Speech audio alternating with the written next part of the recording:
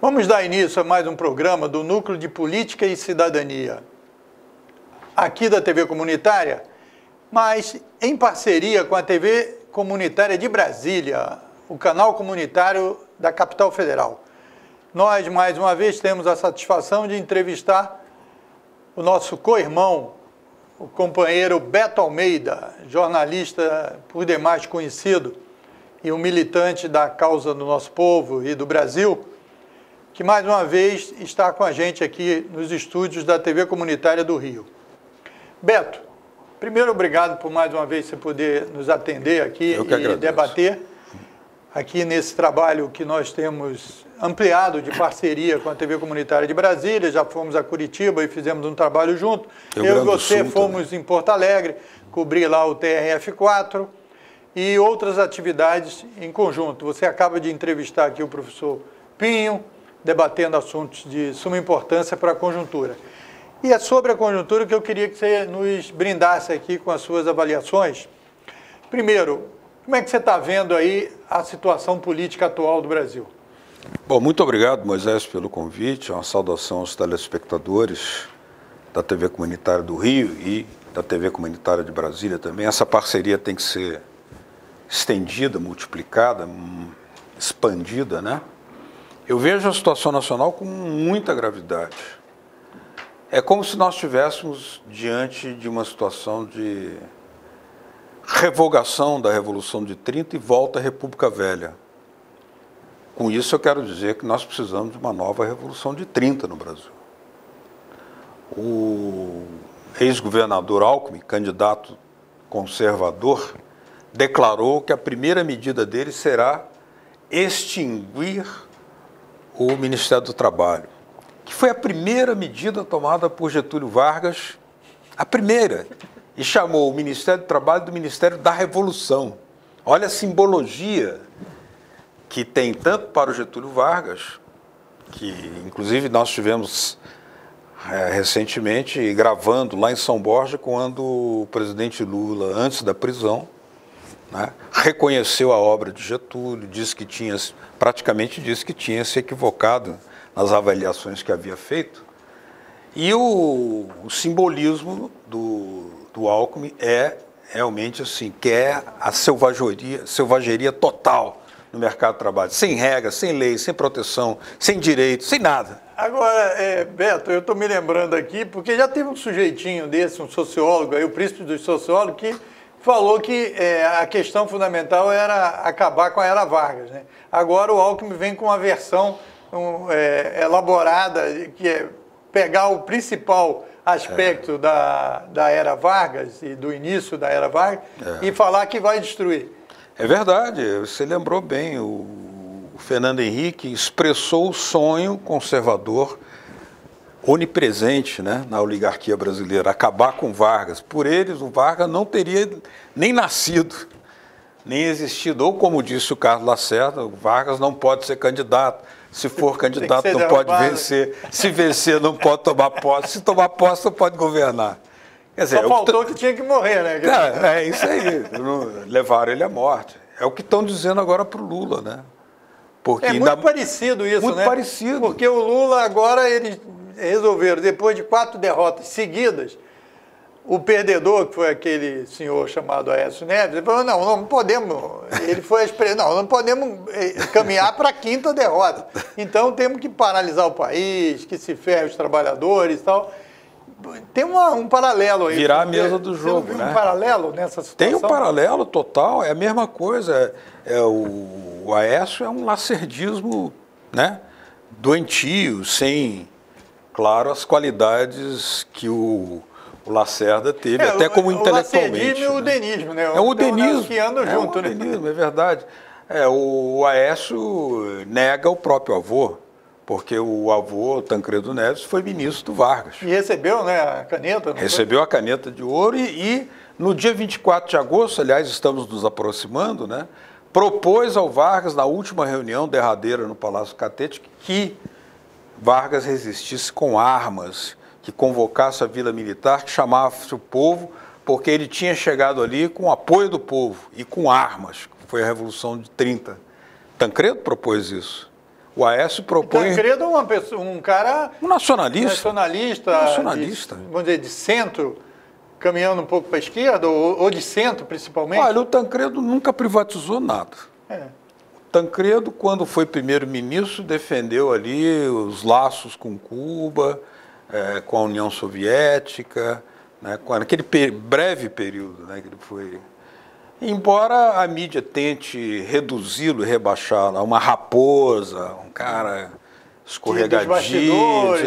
Por quê? Isso indicava que eles não gostavam do traço fundamental do Tancredo Neves, que era... E não queriam bater assim de frente. E não queriam bater de frente. Então jogavam ali, né? É um conchavista, um não sei o quê.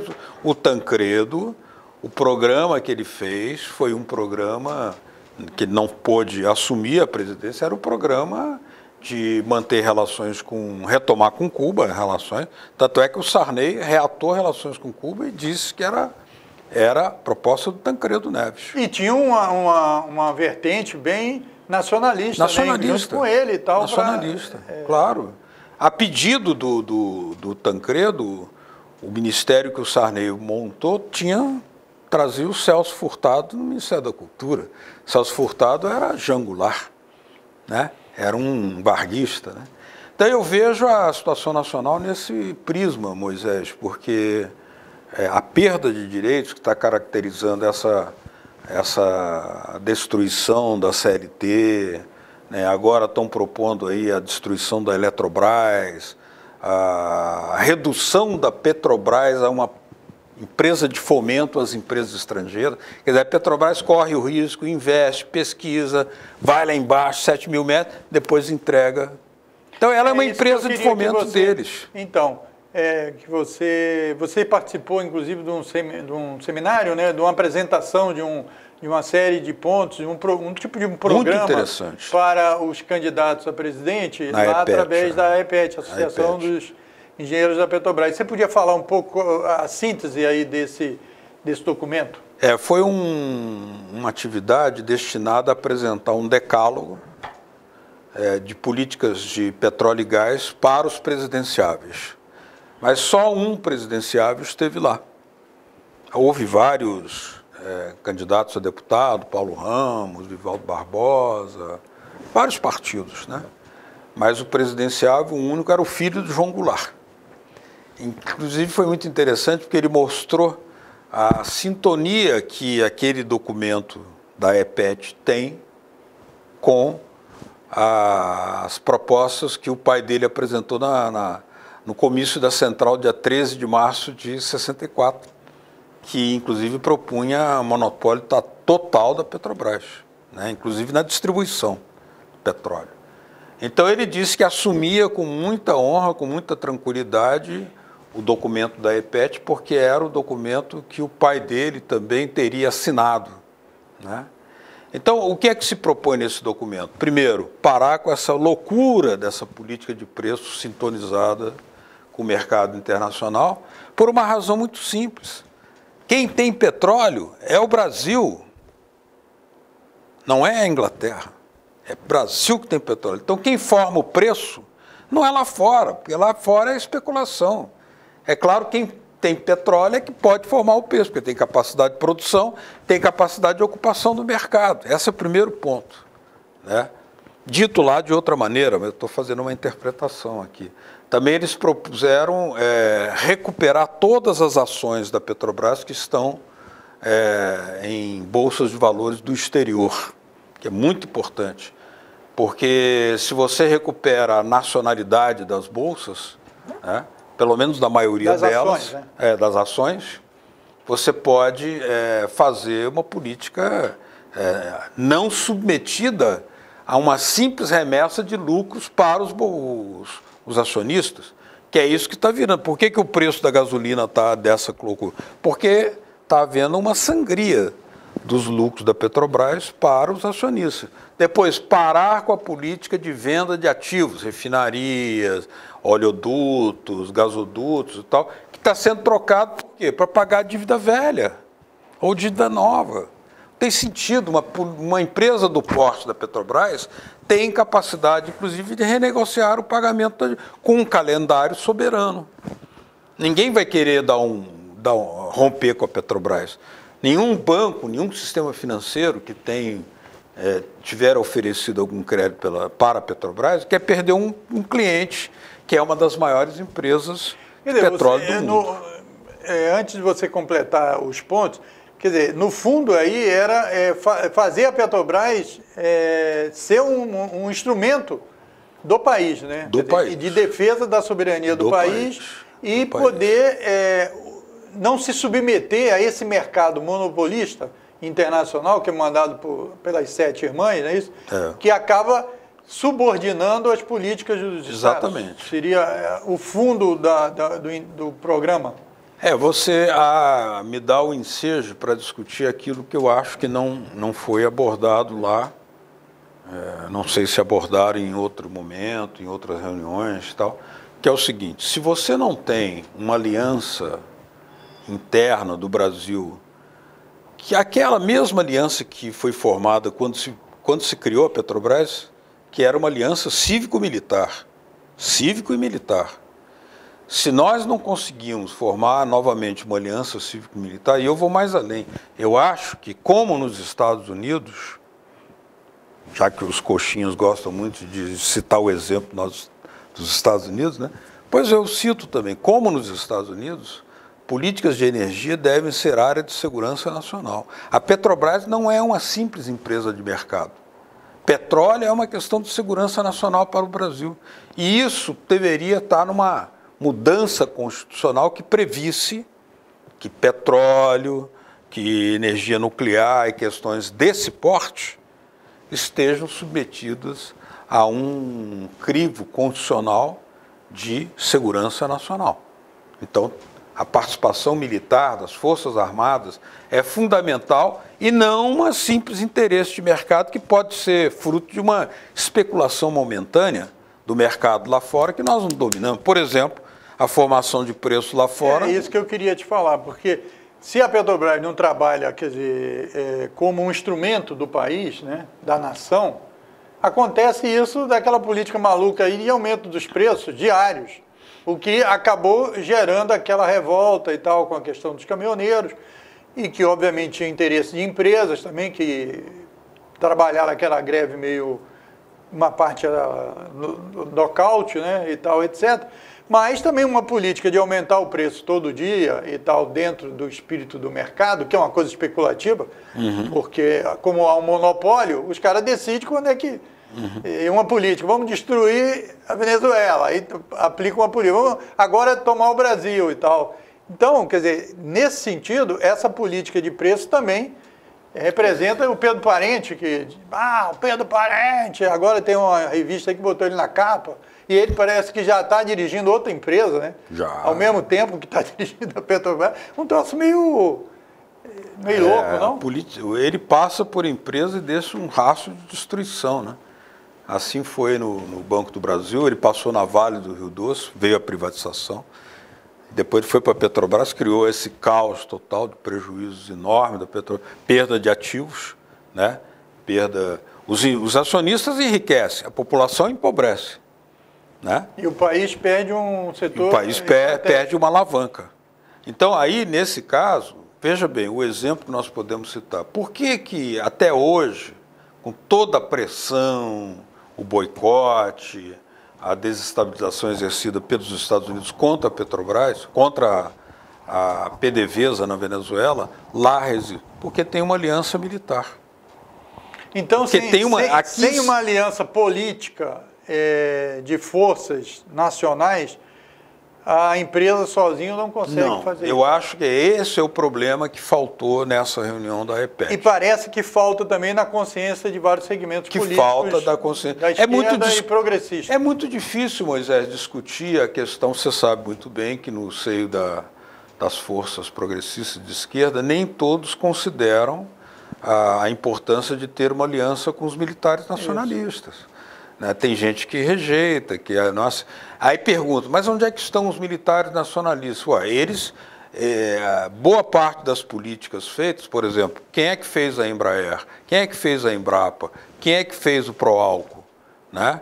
Agora, inclusive, que a mídia A mídia está atacando Alcântara, submarino nuclear, tudo bem. Quem está a reserva de mercado da informática, né? Então, quem está atacando agora o período Geisel, por exemplo, porque teme a volta de uma política nacionalista militar.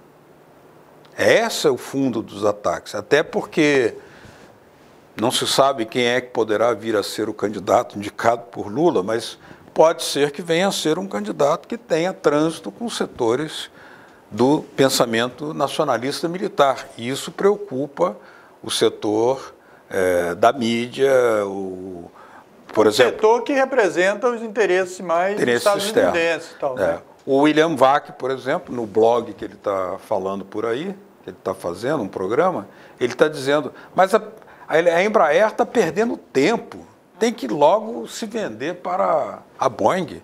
O progresso é ser um apêndice da Boeing. Então, quer dizer, toda essa tecnologia criada aqui dentro, para ele não significa nada. Ele chama isso, nacionalismo, de coisa primitiva. Primitiva, a meu ver, é o entreguismo. Claro, agora,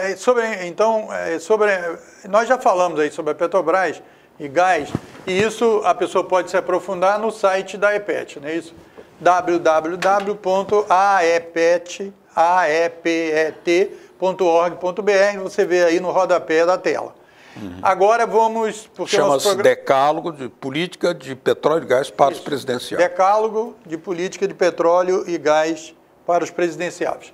Então agora fala um pouco sobre a Embraer, porque nós depois temos que entrar um pouco na política antes de...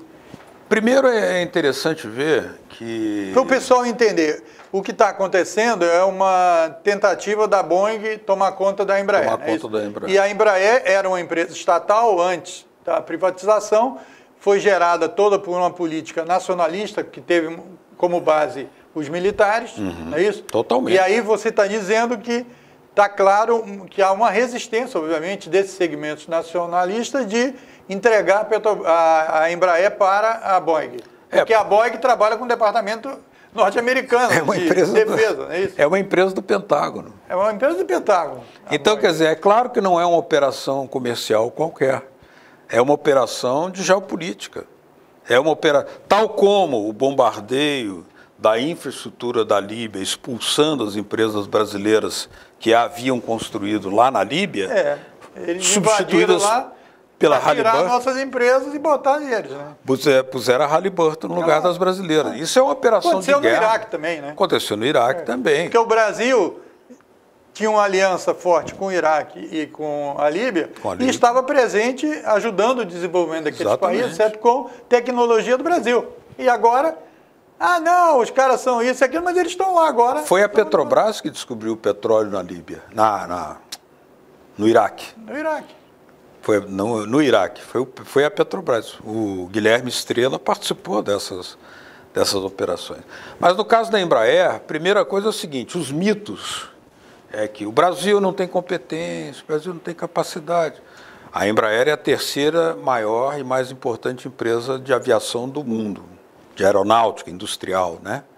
E ela tem 3 ramos, um ramo de jatos comerciais, executivos, né?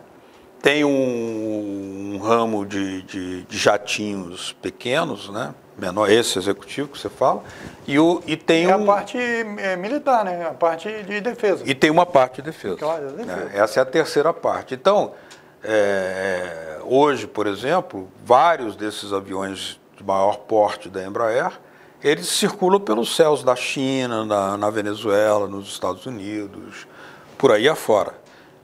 E a Embraer conseguiu crescer muito. Isso tudo com uma tecnologia gerada a partir do ITA. Isso foi gerado... Tecnológico da aeronáutica. Tecnológico nosso aqui, brasileiro. Isso foi pensado e dos militares, com a presença militar. E foi pensado na era Vargas, sabia? Só foi começado a fazer a Embraer em 65. Mas ela foi gerada... Vargas. Getúlio Vargas. É a construção do Brasil. É isso mesmo. E você que está aí dirigindo um documentário, né? Você chamou Getúlio Vargas... A transformação do Brasil. A transformação do Brasil. Vocês vão ver aí, o Beto que está dirigindo, nós já estamos passando aí um trailerzinho, etc. Tal. Agora, Beto, antes da gente, nossos programas aqui são de 27 minutos, certo? Então nós temos aí 7 minutos para ainda tirar alguma coisa de você sobre a questão das eleições. Como é que você está vendo aí? Eu soube que você está preocupado aí com a unidade da esquerda, etc.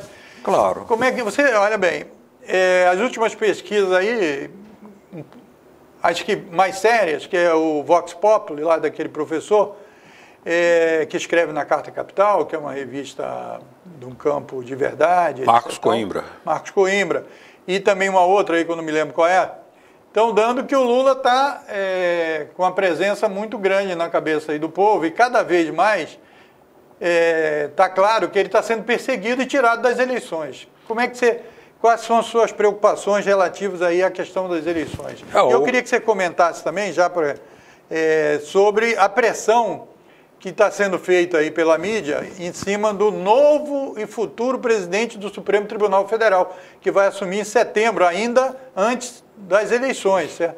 Que é o Dias Toffoli. Eles já estão dizendo o que o Dias Toffoli tem que fazer, certo? Tem que fazer isso. E tem um grupo que já está pressionando, já até entraram com um pedido de impeachment do Dias Toffoli e que a imprensa está dando gás, um grupo de advogados, etc. Tal. Isso tudo faz parte desse jogo. Além disso, o Tribunal Superior Eleitoral, alguns ministros, e a mídia está estimando, os ministros vão decidir que o Lula não pode participar mesmo sem ter analisado o caso. Eles estão querendo criar jurisprudência antes da hora. É o tribunal midiático. Então, eu acho... O que você está vendo aí? Quais são Primeiro, o Lula está preso porque é um candidato imbatível, evidente. Se ele concorresse, ganhava no primeiro turno. E só para completar uma informação, porque é o seguinte, o Lula foi absolvido no caso daquele senador que era líder do PT, Delcídio Amaral, que era do PSDB anteriormente, etc. Tal, e que, para tentar se salvar, ele inventou uma história lá de que o Lula queria comprar o silêncio lá daquele diretor da Petrobras. Então o Lula foi absolvido e todos os outros. Claro, claro. Então, quer dizer, sendo uma justiça menos parcial, o Lula estaria livre. Ele tem todas as chances de concorrer, porque a condenação que foi feita contra ele até hoje não se confirmou de uma forma material e cabal, né? Então ele tem direito de concorrer. Agora, pode ser que ele seja obrigado a se inscrever e concorrer sub júdice. Tudo bem. E casos assim já ocorreram com centenas de prefeitos e eles depois tiveram os seus casos analisados. Pode ser que isso ocorra. O que é interessante é que o Lula lidera as pesquisas estando preso, né? Porque há uma saudade dos governos Lula, saudade de baixo desemprego, né? De quase pleno emprego, saudade do salário crescendo, do consumo aumentando, saudade do petróleo destinado pela lei da partilha, já quebrado pelo Michel Temer. A lei da partilha do Lula determinava que o petróleo também fortalecesse os setores de educação, de saúde no Brasil. Então esse é um primeiro lugar. Agora, a minha preocupação que você mencionava é com a falta de unidade na esquerda. É claro que a lei brasileira, ela cria embaraços para impedir essa unidade, faz até com que candidatos e o mesmo partido concorram uns contra os outros, entre uma mesma legenda, muito mais entre agremiações. Porém, eu acho que o que está acima de tudo isso é uma questão, que até comecei falando, nós precisamos de uma nova Revolução de 30, nós precisamos de uma grande unidade nacional cívico-militar, como foi a Revolução de 30, para defender que o Brasil não seja, né, retrocedido à condição de colônia. Então nós tínhamos que o Getúlio baniu as bandeiras das estaduais. Queimou as bandeiras. Então você acha que tem que banir também essa... Mas o que está acontecendo hoje? Porque o caminho é todo mundo trabalhar no mesmo... Todo mundo trabalhar num único objetivo, de retomar a soberania brasileira, a soberania política, a soberania econômica, e isso precisa E agregar a soberania informativa, que você sempre defendeu e que nós não avançamos muito aí. Avançamos um pouco, sim, nos 13 anos. Sobre soberania informativa e cultural. Então, eu estou preocupado porque hoje eu vejo que há 6 governadores do PT todos com rádio, com televisão, com satélite, e não fazem uma campanha da legalidade como o Brizola fez para defender a liberdade do Lula. Poderiam fazer isso por satélite, estampando isso para o mundo inteiro. Então, quer dizer, não sinto que eles coloquem como uma prioridade absoluta essa questão.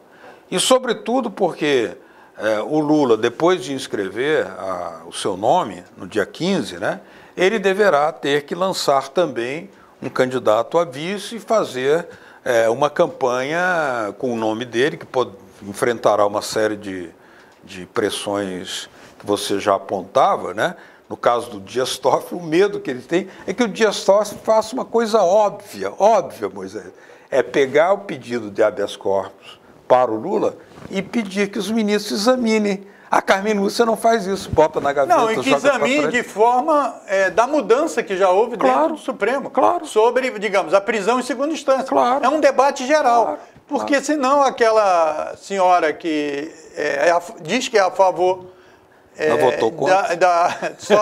Depois do trânsito em julgado, ela fala que pela colegialidade, né, que é um termo bem estranho, certo? Ela vai te submeter a uma maioria que não seria maioria caso ela votasse. Então, é como se ela não estivesse participando. A pressão contra o Toffoli é para que ele não faça isso. Então, a Carmen Lúcia, com medo de perder, ela botou na gaveta. Ela não deixou que os ministros examinassem. E o Fachin também está nessa mesma linha. Nesse sentido, eu acho que colocar o povo na rua e a unidade popular. Inclusive, eu queria sugerir uma coisa, divulgando aqui já, nós podemos fazer uma espécie de rádios alto-falantes, rádios volantes, um carro de som com uma programação de rádio para divulgar as notícias que os meios de comunicação estão escondendo do povo. Rádio na Praça 15, rádio num carro de som, em todas as capitais do Brasil, fazendo isso para divulgar aquilo que não é divulgado. Então, com essa proposta aí, quer dizer, que a gente vai analisar com carinho, vamos fazer aí, manter a nossa aliança, né? TV Comunitária do Rio e TV Comunitária de Brasília, e vamos analisar isso aí para lançar para todos os segmentos aí, dos movimentos sociais, dos que mais envolvidos com a mídia e com a luta por liberdade da mídia, né? Que é liberdade para que todos usem os espaços, não os espaços privados, mas os espaços coletivos, né? Como a frequência, né? Não é uma coisa que todo mundo possa se apossar, porque é limitado. É isso aí. Beto, muito obrigado pela sua presença aqui. Obrigado a você. Essa aqui é uma parceria, TV Comunitária do Rio, TV Comunitária de Brasília. Daqui a pouco a gente vai montar uma TV só, certo? E vamos divulgar. Você pode assistir a gente aqui no Rio de Janeiro, no www.tvcrio.org.br, está aí na rodapé da sua televisão, e também de Brasília, canal 12 da NET em Brasília e canal 6 da NET no Rio. Obrigado por sua paciência e por sua audiência, e até um próximo Núcleo de Política e Cidadania.